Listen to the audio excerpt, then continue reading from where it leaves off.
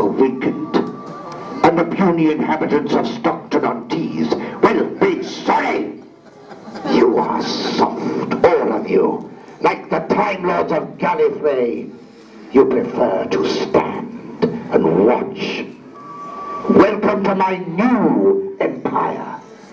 It is only fitting that you should bear witness to the resurrection and triumph of Davros, Lord and Creator of the Dalek race. Excellent. This time, I shall take my rightful place as their supreme being. And under my control, the Daleks shall once more become triumphant. The universe is at war. Doctor, exterminate! Exterminate! Exterminate! Alex!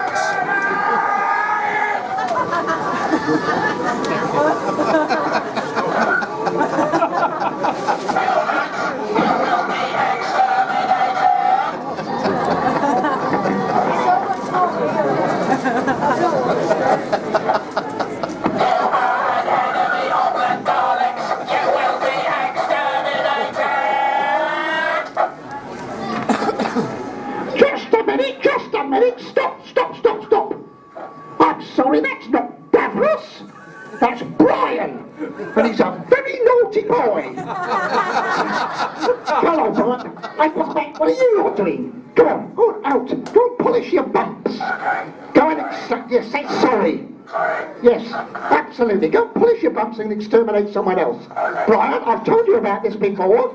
You're a very naughty boy. And you won't get any nice crispy thal fingers later. Look at your fingers. They're disgusting. Go and clean. Go and wash your hands. Go and wash your hands. I'll talk to you later. Go on. Off you go. Polish your bumps and exterminate somebody else. And I don't know about you lot. You're just encouraging them. Encouraging them. That's what you're doing. Go on. Off you go. Go on. Off you go. Now then, let's exterminate a few people on the way out. Not too many of them. Right, lovely. Where's that very nice man from Radio Tees? He's, oh my God. Oh my God. Is that the most horrible thing you've ever seen in your life? Scary. Finally, ladies and gentlemen, we have a real Davros on stage. Can we have the lights up so we can see him? Please say hello to Terry Malloy! Hey.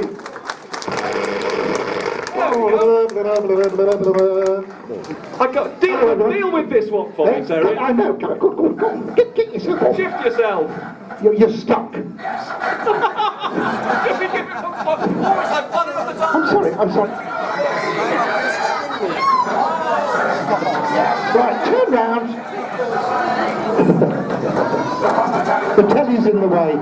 I thought you'd been clamped by Stockton traffic control. Well, you'll just have to return. You'll have to turn round and go back. Go back to where you were. Go on. Turn round. That's it. There we go. Now go back there and talk to your creator at the back there. All right. And be good. Have you got your gas mask? Great. Lovely. Hello, everyone. How are you? Welcome to Stockton. Yeah, hello, Terry. Hello. All right. Yeah, good. I love this.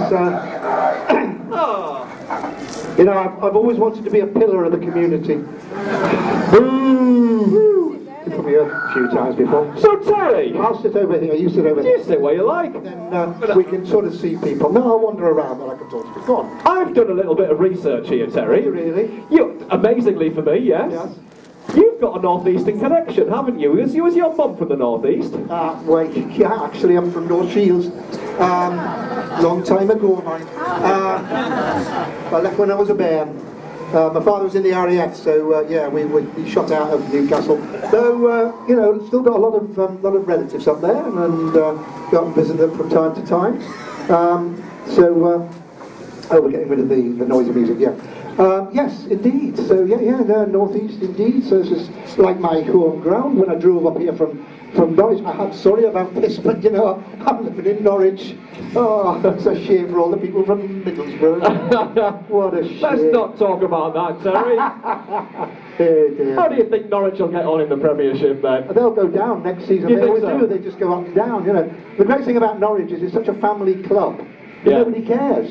You know, they're all just like, yay, oh, we're up, yay, oh, we're down, oh, never mind, you know.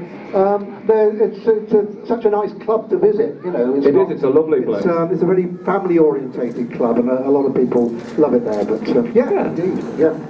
Have you had a northeastern accent at any point in your life then?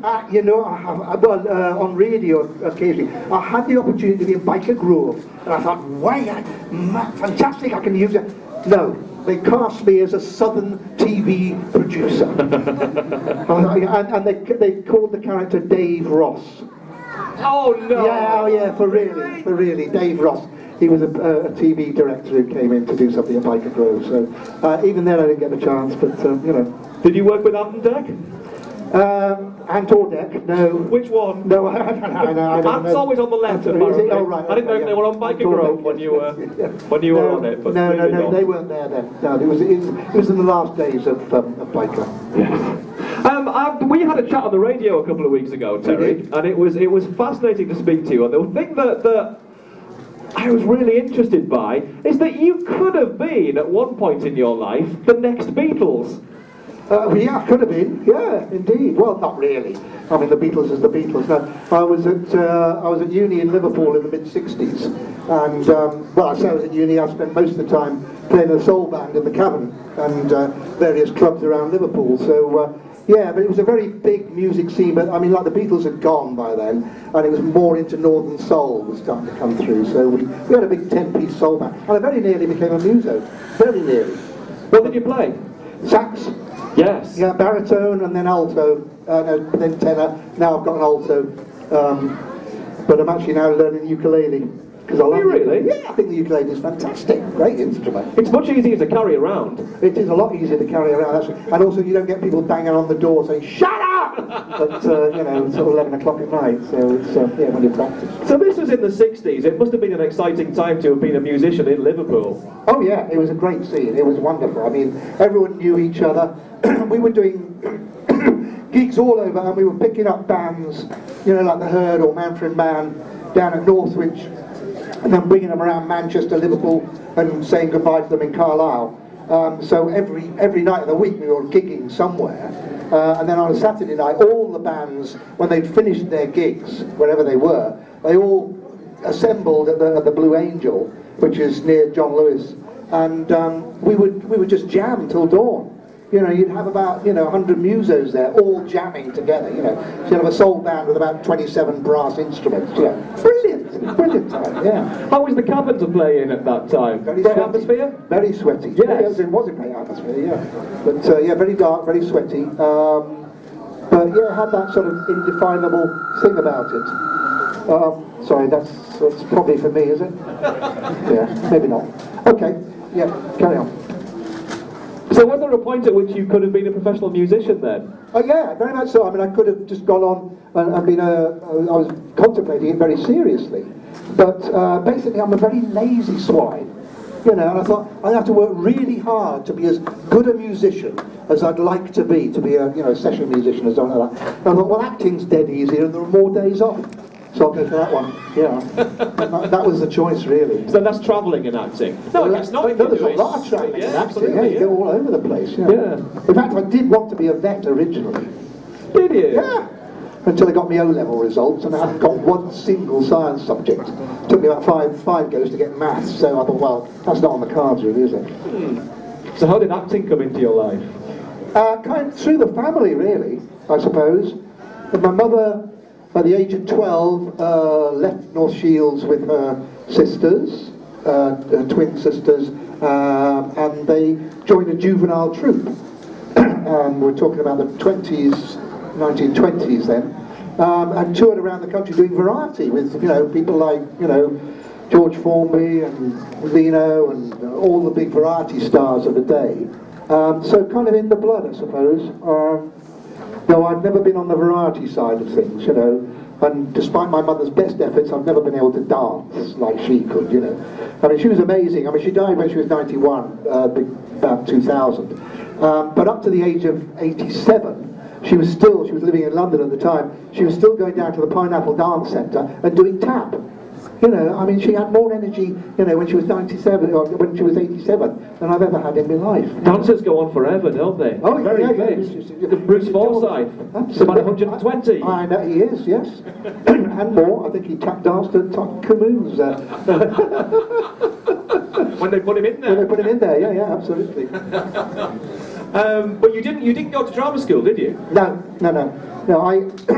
I contemplated going to drama school, but at the time I applied. I was living in Bournemouth at that time, and the Bournemouth Education Authority said, "Well, we'll pay your fees, but you really need a scholarship to go because we can't pay any accommodation or subsistence or anything like that. But we will meet your fees," and that was just impossible. And to try and do, because I got an acceptance at RADA.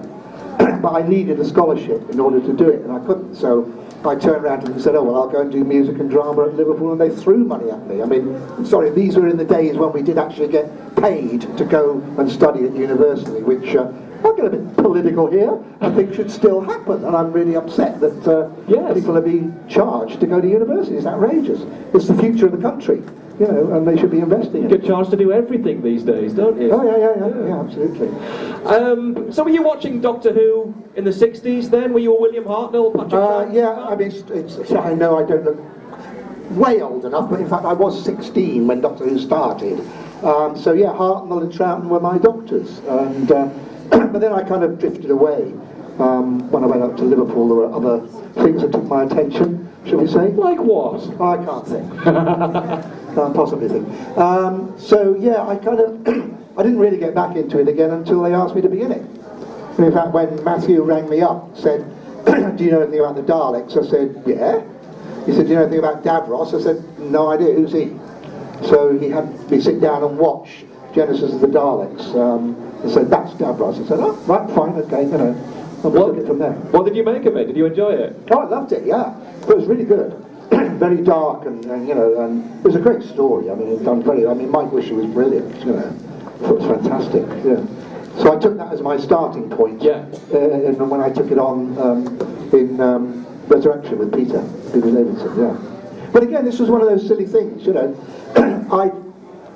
it was a result of a BBC strike that I started working as Davros, because Davros was slated to be filmed with another director and with Michael Wisher playing Davros, Resurrection of the Daleks, but then there was a BBC strike, technician strike. So all the productions were shifted backwards by a month. So when they came to do Resurrection of the Daleks, the director was by then working on another project, so he wasn't available. Michael Wisher was on tour in New Zealand, so he wasn't available. And the new director that came in, Matthew Robinson, had just finished working with me on a 26-part series down at TBS about a radio station where I played a radio presenter, a bit snatchy and nicey, mate, you know, it was all for charity. These people don't exist anymore, Terry. No, of course they don't, no. So, yeah, I mean, it literally, I fell into my lap. He just rang me up and said, "Do you want to do this?" In the days when directors brought their own casts in. Yeah, absolutely, they were allowed to, yeah. Any questions for Terry? Who wants to ask a question? You're all too scared at the front. Here we go, sir. If you could have any of the doctors, new or old, to exterminate today, who would you pick? Oh, you could have any of the doctors, new or old, to exterminate today, who would I pick? Oh dear. Well, all of them really. I mean, it's my mission in life, you know. I mean, I suppose I'll start with Syl because he's here, but then people might want autographs, so I'll wait until he's finished getting autographs. But I don't know. I mean, because the doctor's the doctor, you know, all of them, all or none. You know, it's that mad, really. Hello, sir. Here we are, up here.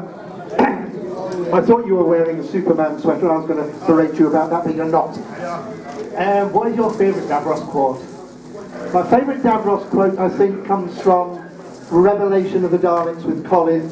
When I don't know if has everyone seen Revelation? Yes. Yeah. Okay. We're on a death planet, and Davros is the great healer, and the Doctor discovers that in fact Davros has been solving the problem of famine in the universe by using the dead bodies on the funeral planet to actually feed the rest of the universe. And so he says to him, you know, you mean to tell me you didn't tell the relatives that you were feeding the bodies to the rest of us? And Davros says, certainly not. That would have created what I believe is termed consumer resistance. It was one of those moments where we try to get a bit of black humour into it, you know. But I'm a great one for that. Yeah. You've got a little bit of sympathy for Davros, haven't you? You don't, because the thing about Davros, he doesn't think he's doing anything wrong. Absolutely not. No. I mean, really, people say, "What's it like being evil?" I said, "I've no idea. You know, I'm not evil. When you look at Revelation, he solved the problem of famine.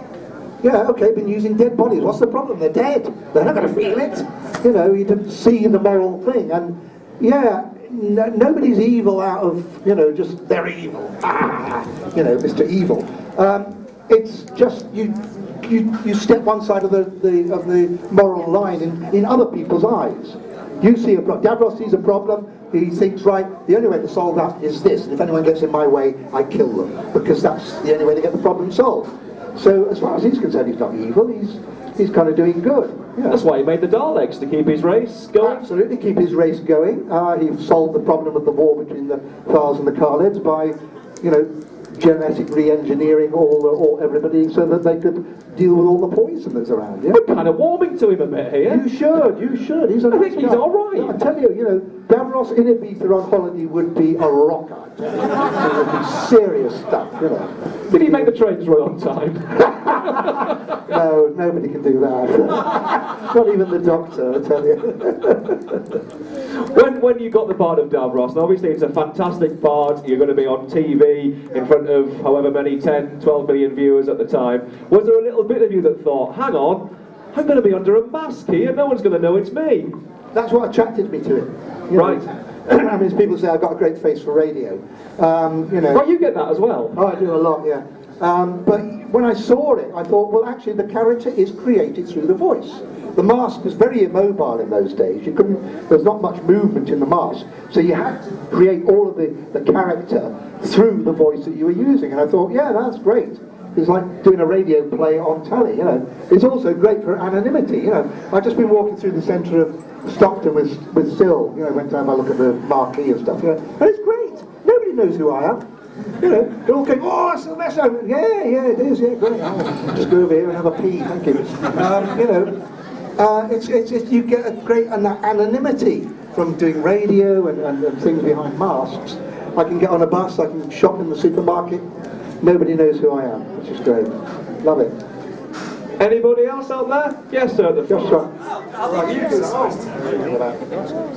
As an actor, obviously Davros is probably one of the most visually striking out of all the characters I've done. Did you ever find yourself, did you find it like a massive, did you find it a hindrance, or did you find it so in place as an actor? Originally, I've lost in the role. Did you find it? Yeah, using the mask and all of that, it does affirm the way you actually deal with the character, because the voice came from wearing that mask, really, because you were having to move your mouth, you know, in a very particular way in order to make any movement happen in the mask. You're automatically starting to get the way in which Davros talks, and then you get really pissed off about it. It's very, very hot, very, very sweaty, and you start to get very angry, and you bring your voice down, and the psychosis takes over, and the doctor speaks to them. It's as simple as that, you know, it really just, you know, it does help. It's a great help, it helps you, yeah. Was it? Well, no, I'm not a method actor, I really am not. No, I'm not one of those who goes around, you know, being Davros, exterminating people for 2 months in order to take the role on. No, but I will use things that help me, you know, it's like actors say I can only do the character when I've got the right pair of shoes on, or, you know, when I've got the right costume on. And it's the same with Davros, you know, I can do it, although now I can do it without the costume, thankfully. Yeah. Who else was there? If you got the chance to, would you come back as Davros when you Capaldi as the Doctor?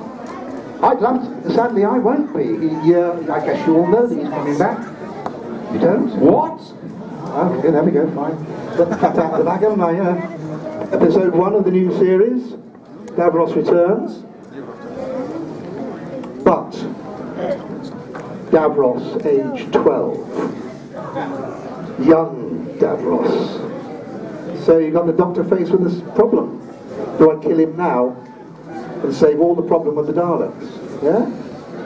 So yeah, interesting idea. Is this true, Terry? Hey? Is this true? It's true, yeah. Is it? Yeah. Interesting. Yeah. Oh, it's been in the public domain for a while, yeah. I mean, interesting. We did a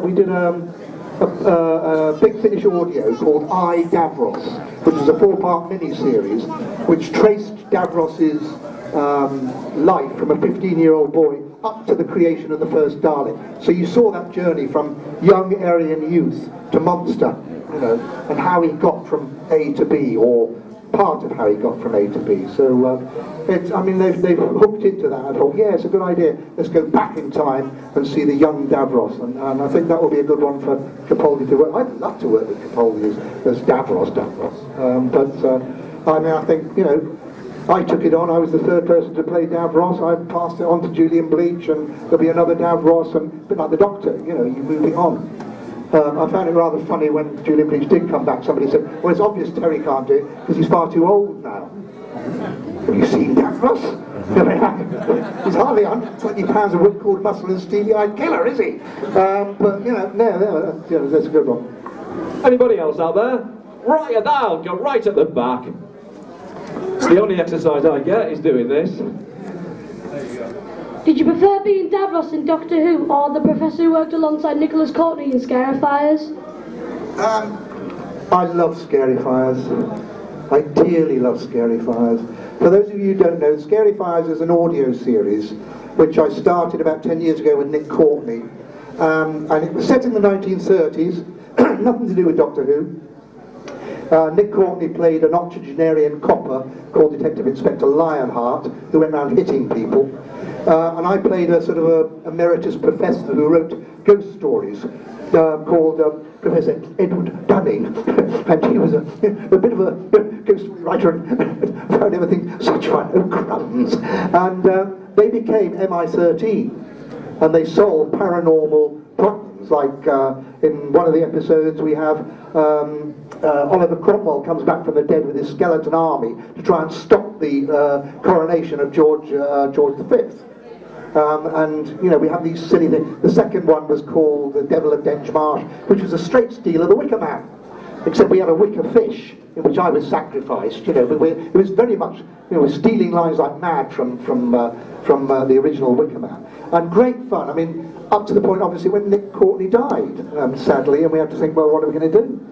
But David Warner stepped into the breach to become Harry Thumper Crow, who was Lionheart's sergeant at the time, and very much again the same sort of person who hits people, and I'm sort of stumbling along behind him. We've done 9 so far, and hopefully there'll be another one. I don't know, but we always have guest artists, we always have guest stars in, so we've had Brian Blessed in, we've had Leslie Phillips, we've had Nigel Havers, we've had Guy Henry, we've had Kai Owen, you know, they've all been in.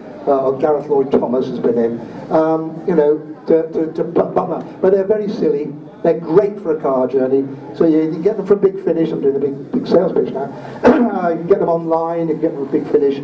Great to listen to in the car. But yeah, I love Dunning. He's one of the characters that's very close to my heart. Very close to me, actually. We should talk a little bit about Big Finish, actually, because they do fabulous work. Does everyone know about Big Finish? Have you all bought the CDs? And yes, you all have.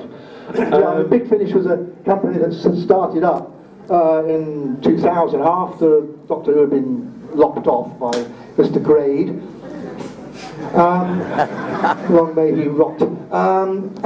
Yeah, they basically took on the old cast, the companions, the doctors, rewrote new stories for those companions, and I mean, as a result, Colin Baker's had a new career, a career he was stopped from having on the telly, because the Big Finish have expanded the Doctor and allowed him to become the Doctor he should have been on telly. So it's been a very valuable thing. Yeah. And has it been nice to expand Davros a little bit as well for That's Big been Finish? great, yeah, I mean really much so. Because there's only so much you can do on telly. Yeah. There's only a little bit you can do on telly. And we've been able to show another side of Davros, not screaming, shouting, you know, fire bolts and explosions all over the place, but someone who has a quiet menace and is like an intellectual equal to the Doctor, and also alone. So you have this great intellectual chess game that can carry on between the two of them. Who's going to get the upper hand? I mean, there was this perfect in a thing called Terra Firma, which I did with Paul McGann, where he's trying to push Davros over the edge into schizophrenia to make him think he is actually the Emperor Dalek. And Davros is trying to claw onto his own identity, at the same time show the Doctor what he's done to the world, because he's wiped out the entire population of the world that the Doctor loves, so he's alone. But they never bump each other off, because they know they're the only person they can actually relate. I mean, at one point in one of the Big Finish things, Davros says to the Doctor, "You're the closest thing I've got to a friend." You know, and you just think, just could have turned on his head and they could have been the best of friends. They've got a bit in common, haven't they? They've got a lot in common. Yeah. Arrogance for one. Yeah. They like the sound of their own voices. They do. Anybody else out there? Close up. Right, I'll run over here. Hang on. The gentleman here is waiting us first. Oh, which one? That gentleman there. I know him, he's trouble. Oh, thank you. Oh, good, I like trouble. Yeah, you said that Genesis was very dark, but Revelation, that was like another level of darkness. Yes. How do you feel now looking at it, you know, considering it's based on Everything Was, the young one, the loved one, you know, about crematorium in America and things like that? Yeah, I know, I mean, Doctor Who in those days didn't pull punches. You know, I mean, Resurrection of the Daleks has got a higher body count than Rambo. It really has. You know, it did not pull punches, and rightly so. It told it as it should be. Because if you say, oh, well, we're making this for children, you're not. If you make things for children, you don't pull punches because children see straight through it. You've got to do it as it is. Okay, the explicit violence of it is not there, but certainly the whole, that darkness of a world that the Doctor inhabits, because you've got the Doctor. And it was awful that when it stopped, the whole generation of kids never had a Doctor to hide behind the sofa with and be safe. Because no matter what happens, the Doctor will get you out of it. You know, so you always know you're going to be safe with the Doctor there. He may be a bit quirky, a bit kooky sometimes, but he's always going to be there to sort you out. And I think that mitigates any real darkness that is there in the actual things, because we do know the Doctor is going to do it in the end. Not perhaps the way he thinks he's going to do it, but anyway, yeah. Did you ever read the scripts for things like Revelation and think, ooh, that's a bit strong? No, I just look for the days off. Anybody else? There were lots of hands up a second ago. Right, I'm going to go over this side. Hello, so Hello. my son just wants to know who your favourite Doctor is. My favourite Doctor is Dr. Mortlock. She's great. She's my GP, and she kind of keeps me going, really. You know. Well, I mean, your favourite Doctor tends to be the Doctor you first met. So I suppose my favourite has got to be Pat Troughton and Hartnell, because they were my first Doctors. But the Doctor is the Doctor, really. And I like them all in different ways, and it's lovely to see the way Capaldi is sort of bringing back all the other Doctors, the old Doctors, little flashes of, you know, Scarifyers had done that, you know, and there's just all those senses of he is a multiple personality, that he's there, you know. So yeah, I like the old series and I like the new series. I really enjoyed it. I loved it when Eccleston brought it back. I thought he did the series as fantastic service. Didn't stay long, but he did that bridge which was necessary for people to rediscover Doctor Who again. But who's your favourite Doctor?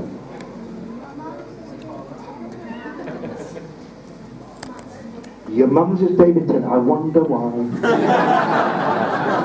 You know what Colin Baker said when Peter Capaldi took it over? It's so nice to get a Doctor now over the age of 12. But he said it in great love. I mean, he loves both Tennant and Smith as well. Yeah, they're great. Who else have we got? I'm going to wander about a bit. Yes, sir. What was it like having Dirty Den as a henchman? Yeah, well, yes, indeed, Dirty Den. My God, my claim to fame in EastEnders, yes. Yes, I was that man. Yeah, I played a character called Chalky White in EastEnders, right at the end of Dirty Den's reign when he was on the run from the hitmen and everybody else. And Mark Chalky was running a pub up in Manchester, and so Den came and hid out in his garage and then tried to do a getaway in his Morris Traveller. with not much success because the crooks took the door off straight away, you know. And a mad chase around the estate streets during that, yeah. But I mean, interestingly, I mean, Dirty Den was there at the beginning with Davros in Resurrection of the Daleks. There he was in the background, and it was that really kind of got him the job, because it was the director Matthew Robinson was also, while he was doing that, he was working on a new soap opera called EastEnders, and they were in the early days of beginning to cast it, and Dirty Den was there. You just saw him there. He thought, right, okay, this is the man I need, you know. And so, does he have any lines? I don't think he does he? He had a few. Does he? They were mostly sort of yes sir, no sir. You know. Shall I take his head off now, sir? Yeah. Which need you want removing first, sir? You know. Where are we next? Go on, Al. Here we go. Were you not scared when the Daleks were all dressed up in that the stuff and that? Because I was behind the sofa. Really? Yeah. Behind the oh yeah. I wasn't actually when it came out. I mean, I thought they were really good monsters.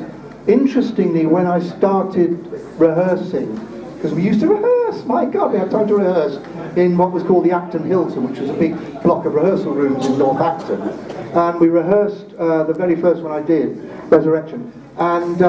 They used to have the Dalek operators there who just trotted around with just the bottoms on, you know. But they had when they did the producers' run, when JNT came in to watch it, they had to have their top bits on as well. So we were getting up to the producers' run day, where all the crew and staff come in and make notes on pads about what's going to happen sound-wise and lighting-wise. We'd all gone upstairs to have some, you know, lunch. They put the tops on the Daleks and left them in there in the corner. We had some nice lunch. I thought, well, I'll go back down early and just check over my script before the run. And I walked in, and walked across the room, past these Daleks, and as I walked past, all three ice dwarfs followed me. And there was a moment when you thought, now these are my boys. These are with me. You're my boys, Dave.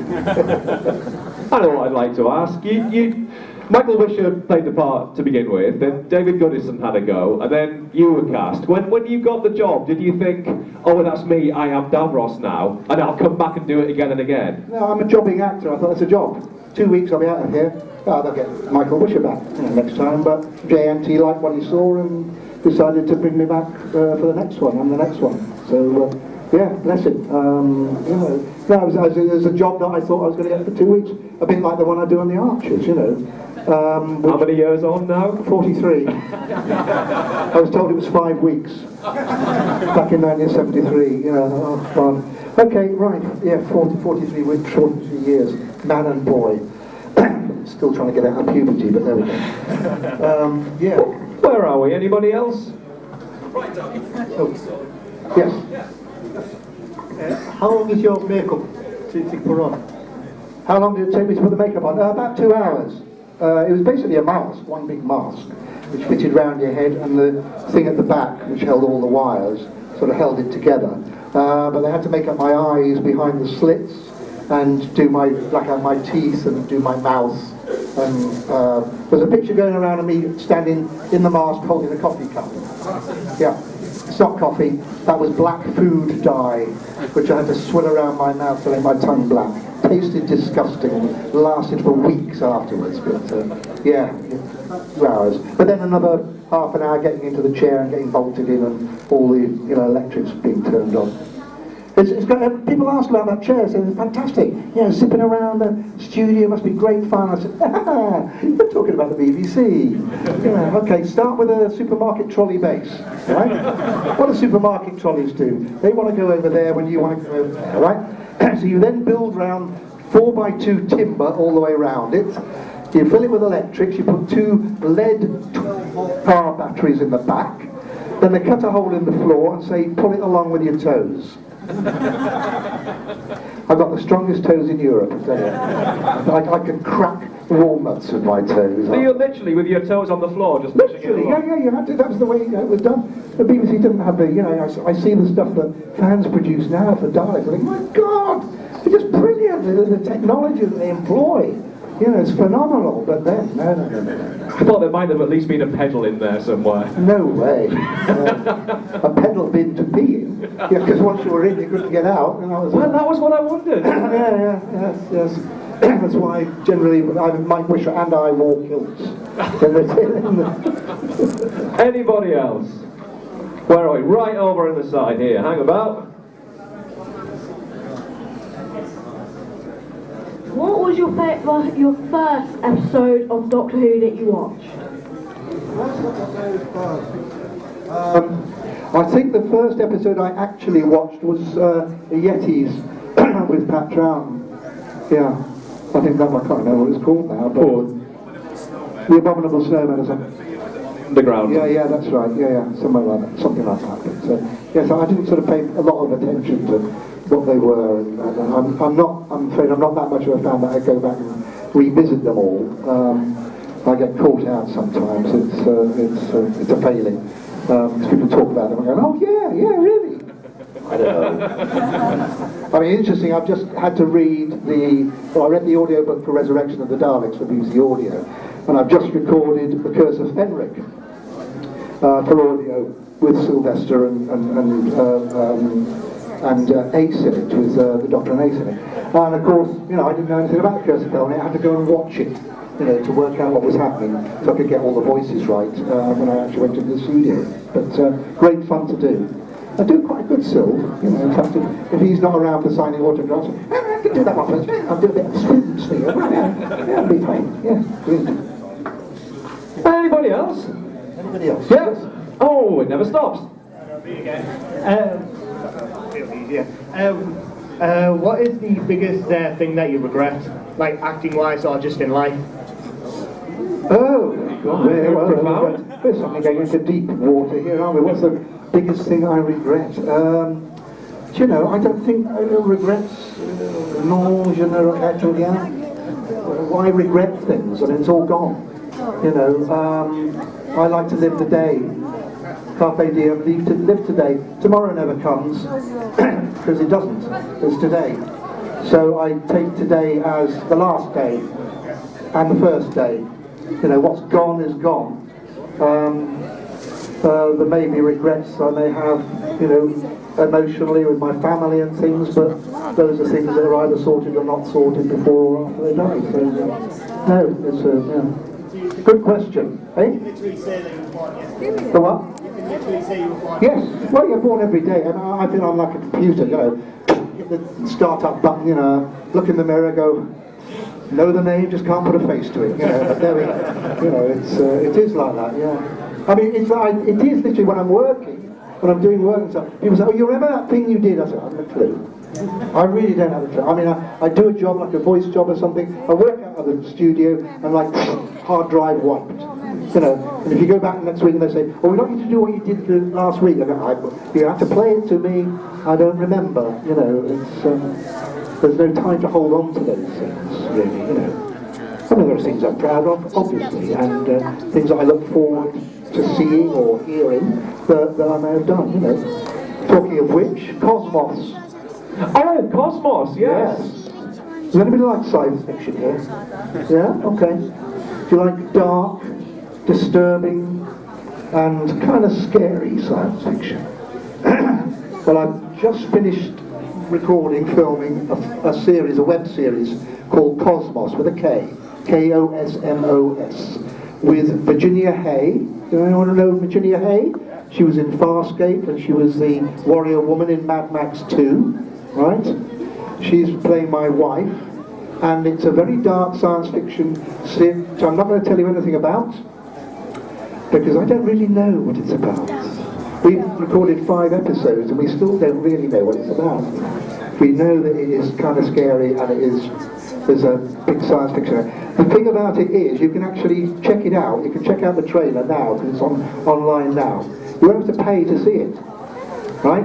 If you go to a website, enter E-N-T-E-R Cosmos, K-O-S-M-O-S, entercosmos.com, you'll be asked to register your email, and then you'll be able to see the trailer. And it's a trailer of what's going to come up in episode 1. But you can't see episode 1 until we've had 5,000 viewings of the trailer. We're at 2,000 now. We launched it about a couple of weeks ago. So it's a case of you watch it, you want to see episode 1 unlock, you get friends to watch it, and then it'll unlock then you'll want to watch episode 2, trust me. Then we'll ask for more people to, look at it as well. So it's a build-up of an audience, but I tell you, it's going to be a cracker. It really is. The trailer looks great. The trailer is good, isn't it? Yeah, it's very dark, very mysterious. And this has been done by a guy who, this is only his second project. The first one he did a couple of years ago, because this one was kick-started. It was funded by Kickstarter. This guy did a Kickstarter a couple of years ago and got £4,000 and made a 1.5 hour black and white feature film, which although it didn't win anything, it actually got some very serious mentions in Cannes and Berlin as a result. So he's a very, very good director to watch, Cy Horrocks, and a very good writer. But he won't tell us, he's a swine. Great thing is you're working on it, you say, well, Cy, if I'm saying that, I mean, does that mean I'm an alien or I'm not, and why do people keep beating me up? And he said, just play it, just play it. So you have to play neutrality so that you, the listener, the watcher, can put your own take on what is actually happening. And when we get to the next series, people who have helped the first series to go through will have the opportunity to input and say what they'd like to see going on. So it'll be very much an interactive thing as to what's going to go forward. So I advise you, go and look at it. Have a look, log in, check out the trailer, and if you like what you see, tell your friends and get them to log in as well. I think we're pretty much done here, but I'm going to ask one final question before we wrap up, Terry, and it's about Davros, and I guess it's 40 years now since Davros first appeared on TV. It's 30 years plus since you first played Davros. Yeah. And still we're here talking about Davros. Still we love Davros. Still he's part of the current series. What is it about Davros, do you think, that's so enduring? He's such a cuddly individual. He's the sort of person you want to sort of snuggle up to on the sofa and watch a late night film, with the lights turned out, preferably. I don't know. We can all be scared about what he's going to do or might do or probably wants to do, but the Doctor's always there to kind of stand in the way. The Doctor never fully blows away Davros, and Davros never fully blows away the Doctor, but it's that great combination of the two of them. He's a brilliant character and you played him magnificently. Please, huge round of applause for Terry Malloy! Thank you very much.